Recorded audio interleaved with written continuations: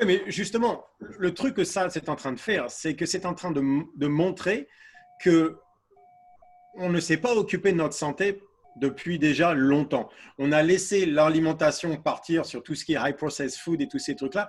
Donc, tu sais, de nouveau, l'obésité, où au lieu de dire l'obésité est un problème, on commençait à dire non, non, non, non, il n'y a pas de problème avec l'obésité. Vous avez le droit d'être aussi rond que vous voulez. Rond, c'est une forme. On peut être beau, on est beau à l'intérieur, pas à l'extérieur. Tous ces trucs-là où tu n'avais même plus le droit de dire pardon, mais je ne suis pas d'accord. Et donc, COVID-19, au moins, c'est en train de prouver que non, si tu n'es pas en bonne santé, mais vraiment, c'est-à-dire si tu t'entraînes dur, si tu fais la bouffe, tous ces trucs-là, tu cours un risque de mourir directement ou d'être dans des choses vraiment graves qui puissent t'arriver à cause de quelque chose sur lequel tu n'as aucun contrôle. Par exemple, un virus.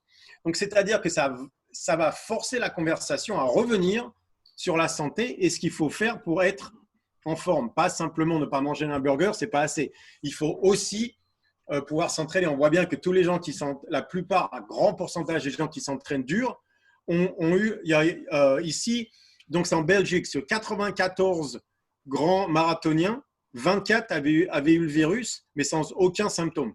Ils ne le savaient même pas, quoi.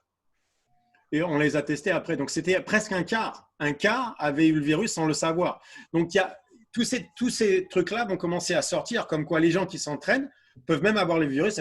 Donc, c'est bien une question d'entraînement et de nutrition surtout d'entraînement, par rapport à la santé. Donc, on va pouvoir de nouveau commencer à avoir une conversation sérieuse avec les gens en leur disant, écoutez, quand on vous demande de venir s'entraîner ici à notre boîte, ce n'est pas simplement pour avoir un six-pack, ce n'est pas pour perdre 10 kilos pour aller au mariage d'un tel, ce n'est pas à cause de ça, c'est parce que vous avez besoin de ça de manière à être en meilleure santé. Et si vous ne le faites pas, il y a vraiment une conséquence dure qui peut arriver. Alors que dans les 20-30 dernières années, tu prends 10 kilos, 20 kilos, 30 kilos, qu'est-ce qui va arriver? Rien. On va te donner des pilules. Il y a le médecin qui va dire ah, t'inquiète pas, fais ça. De toute façon, 30 kilos, tout va bien.